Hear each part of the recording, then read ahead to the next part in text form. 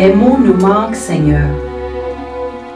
Accepte notre silence comme une prière pour notre sœur Madeleine, que tu connais et que tu aimes. Son chemin la conduit maintenant jusqu'à toi. Oui, elles sont venues maintenant les noces de l'agneau, et pour lui, son épouse a revêtu sa parure. Accueille-la dans la clarté et la paix de ton royaume, et que ton amour soit pour nous lumière sur la route jusqu'au jour où tu nous réuniras auprès de toi pour les siècles des siècles. Amen. Amen. Dieu ne nous abandonne pas. En cet instant de séparation, nous gardons le souvenir de notre sœur Madeleine, dans l'espérance de nous retrouver avec elle auprès de toi, Seigneur.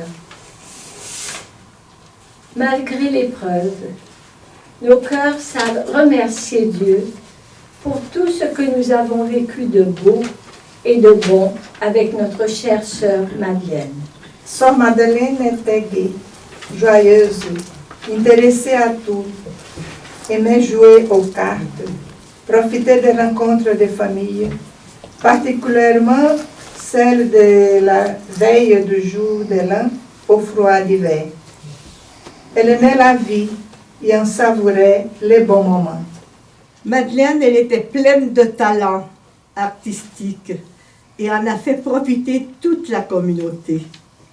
Elle mettait de la beauté partout pour la joie de ses sœurs, en faisant des décorations lors des fêtes, que ce soit Noël, aux anniversaires ou aux jubilés. Sœur Madeleine se donnait de tout cœur à ses activités, à l'enseignement de l'art culinaire au Japon, dans son service auprès des enfants, à l'enseignement de la couture aux catéchumènes de Bopako au Congo. Elle apprenait et transmettait ce qu'elle savait, que ce soit au couvent ou aux dames de la FEAS. L'art de faire des cartes en rolling et bien d'autres choses. Que dire de la céramique? Elle excellait en cet art et en a fait bénéficier bien des personnes. Elle aimait visiter les gens en Afrique, s'intéressait à leur manière de vivre et leur offrit des médailles et des chapelets. Même si elle souffrait de ne pouvoir parler leur langue, elle se faisait accompagner d'un interprète et jouissait de ses rencontres avec les gens. Pour elle, l'obéissance était importante, même s'il lui en coûtait des sacrifices. Je pense que dans ces quelques lignes, nous avons reconnu certains traits spécifiques de sœur Madeleine. Mais il y en a beaucoup d'autres. Et à ce moment-ci, j'inviterai toutes les personnes qui le désirent, de la famille, de la communauté, ou des amis, si vous le désirez, venez nous témoigner d'un petit souvenir de quelque chose qui vous a frappé chez sœur Madeleine. Pour moi, grâce à sœur Madeleine qui m'a montré à faire la cuisine, j'étais très heureuse. Grâce à elle que j'ai pu rester en communauté. Autrement, je n'avais pas d'autres emplois à faire. Là, j'ai appris à faire la cuisine, j'ai trouvé mon talent. Merci Madeleine de ton grande charité. Ben, quand on était petits, c'est arrivé que Madeleine nous garde entre deux missions. Et puis pour moi, là, c'était tellement incroyable qu'une religieuse, parce que moi j'avais connu les religieuses avec une grande capine puis qui faisait peur. Puis que là arrive Madeleine, puis qui se met à genoux par terre, la capine enlevée, qui joue avec nous. Pour moi, là, c'était comme une révélation. Ça m'a marqué. Je devais être petite. Notre Madeleine a toujours été une femme très autonome, dès les débuts de son entrée. Alors, c'était le temps de la crise. Et c'est sûr qu'on avait moins à manger dans ce temps-là, les familles, puis ici, c'était pareil. Alors, un jour, elle pleurait, et la mère maîtresse lui a dit, « Mais qu'est-ce que vous avez? Êtes-vous malade? » « Non. » Vous ennuyez-vous? Non. Mais qu'est-ce que vous avez? J'ai faim! Alors la mère maîtresse l'a amenée par la main. Elle l'a amenée à la cuisine. Puis elle a dit à la sœur, faites-lui cuire un œuf. Madeleine a dit pas un, 2. J'aimais beaucoup travailler avec Madeleine dans l'artisanat, dans n'importe quoi. Elle m'appelait toujours, elle disait, j'ai fini mes décorations. Mais, quoi Madeleine, il n'y a pas de vie. Il n'y a pas de vie. Oui, j'ai fait le feu, mais c'est pas un feu. Il fallait toujours que je mette de la vie. Quand elle mettait un peu une décoration d'automne, elle dit, manque de vie. Ben, j'ai dit, les feuilles d'automne, quelle couleur tu veux mettre de plus? Je sais pas, fais plier ça. On était toujours ensemble. Elle a fait toutes sortes de remerciements pour les choses qu'on a travaillé ensemble. Alors, je veux vraiment remercier Madeleine, sa famille, pour ce qu'elle, ses 100 ans bien vécus, plein de vie. Si vous me permettez, je vais vous en compter 2. Mon nom, c'est Maurice. Sœur Madeleine était une très bonne amie. Je travaillais dans les années 80 comme directeur d'un département de mécanique dans un bureau d'ingénieur où on était au-delà d'une centaine. J'étais dans mon bureau quand la réceptionniste m'a appelé au téléphone. Elle a dit, Monsieur Maurice, il y a une personne ici pour te voir. C'était une façon de dire quelqu'un d'étrange pour elle. Et j'arrive à la réception et c'était Sœur Madeleine qui est habillée dans son habit de religieuse. Il n'y a personne qui avait vu une religieuse dans un bureau d'ingénieur avant.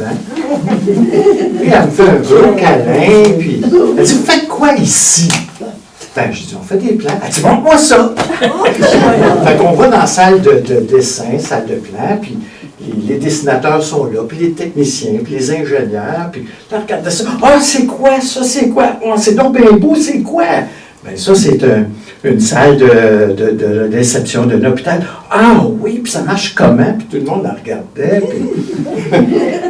Elle a fait le tour de tout le bureau, puis partout. Toi, tu fais quoi? Ben, moi, je suis le comptable. Ah oui, tu comptes les sous. À une autre occasion, j'ai participé à l'Ordre franciscain séculier. Et au niveau provincial, on avait des rencontres.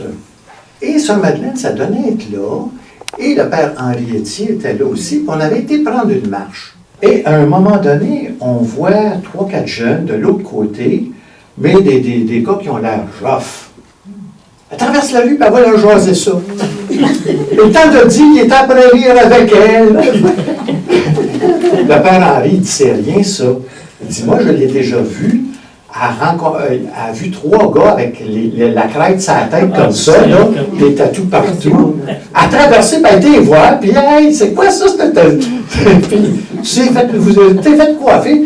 Puis en dedans de 5 minutes, les gars riaient avec elle, alors que tout le monde avait peur qu'ils sortent un couteau. Moi, simplement un dernier souvenir. On a parlé que Madeleine faisait beaucoup de décorations. Et moi, quand j'étais ici à la maison mère, j'accrochais ces décorations sur les murs. J'étais son escabeau. Cette année, le 4 octobre, c'était la fête de Saint-François, comme chaque année. J'avais complètement oublié qu'on n'avait mis aucun Saint-François au réfectoire. Puis là, il était rendu, je ne sais pas, 10h du rémi soir, j'étais couchée, puis j'ai dit, on n'a pas mis de décoration, on n'a pas mis Saint-François, c'est sa fête demain. Qu'est-ce qui se passe? Quand même trop tard pour aller chercher quelque chose, pour aller réveiller Madeleine. Alors, le lendemain matin, au petit déjeuner, Madeleine me dit, « Hey, tu sais, on n'a pas mis Saint-François. » J'ai dit, « Bien, justement, j'ai pensé à ça hier soir, mais il était trop tard. Viens avec moi après déjeuner, on va aller chercher un Saint-François, puis on va l'accrocher. » Alors, ça veut dire que jusqu'au bout, elle a été soucieuse d'apporter de la gaieté, de la joie à la communauté. Visiblement, quelques intentions pour dire merci au Seigneur pour tout ce que nous avons trouvé de beau et de bon en Sœur Madeleine. Pour l'affection qu'elle a portée à sa famille. Merci, Seigneur. Pour le service accompli auprès des Chinois, des Japonais, des Africains, le CDE et à l'FEAOS et à la maison mère. Merci, Seigneur. Pour le bonheur qu'elle a répandu autour d'elle. Merci, Seigneur. Pour les qualités que nous avons appréciées chez elle. Merci, Seigneur. Pour le témoignage et l'exemple qu'elle nous laisse. Merci, Seigneur. Pour l'espérance tu nous donnes de la retrouver. Merci, Seigneur.